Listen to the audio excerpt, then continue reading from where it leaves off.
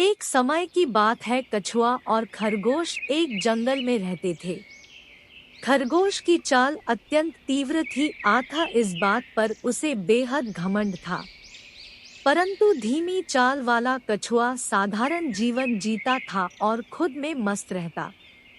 वहीं खरगोश कछुए की चाल को उसकी कमजोरी समझकर हमेशा उसकी मजाक उड़ाया करता।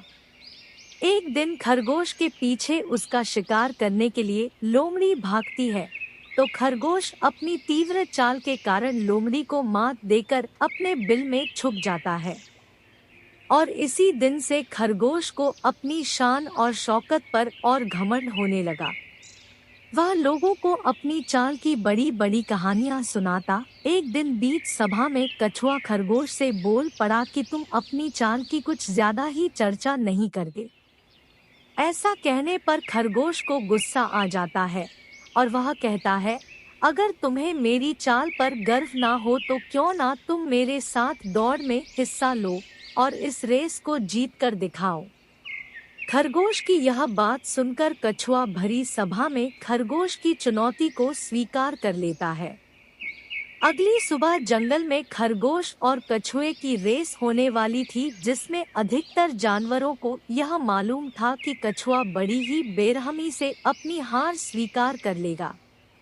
परंतु कछुए को इससे कुछ फर्क नहीं पड़ता और वह दौड़ में हिस्सा लेने के लिए तैयार रहता है। अगली सुबह जब जंगल में कछुए और खरगोश की दौड़ प्रारंभ होने का समय होता है, तो कुछ ही क्षणों में रेस शुरू हो जाती है। उनका लक्ष्य सामने वाली दूर खड़ी एक पहाड़ी पर पहुंचने का होता है।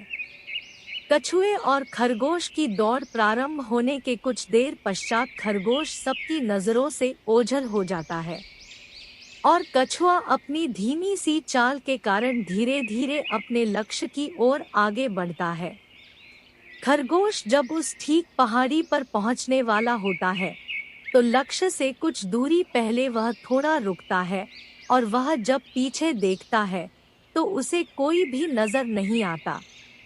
वह सोचता है कि कछुए की धीमी चाल की वजह से उसे यहाँ पहुँचने में काफी समय लगेगा, तब तक मैं थोड़ा आराम कर लेता हूँ। खरगोश के आराम करते करते उसे कब नींद आ जाती है पता ही नहीं चलता और वह बहुत गहरी नींद में सो जाता है। अब कछुआ धीमे धीमे लक्ष्य की ओर बढ़ता जाता है और आखिरकार दूर पहाड़ी में पहुंचकर सर्वप्रथम अपने लक्ष्य को प्राप्त कर लेता है और कछुआ सोया ही रह जाता है। प्रकार खरगोश का घमंड चूर चूर हो जाता है और कछुआ इस रेस का विजेता बन पाता है। सीख, इस कहानी से यह सीख मिलती है कि हमें धीमे ही मगर अपनी मंजिल तक पहुंचने का सफर लगातार जारी रखना चाहिए। साथ ही कहानी खरगोश से हमें यह सबक देती है कि हमें ईश्वर द्वारा दी गई खूबियों पर कभी भी अभिमान कर दूसरों का अनादर नहीं करना चाहिए और किसी भी प्राणी को तुच्छ समझने की भूल नहीं करनी चाहिए। अभी तक हमारे चैनल को सब्सक्राइब नहीं किया तो जल्दी से सब्सक्राइब कर दो और नोटिफिकेशन बेल आइकॉन को ऑन कर दीजिए। Thank you.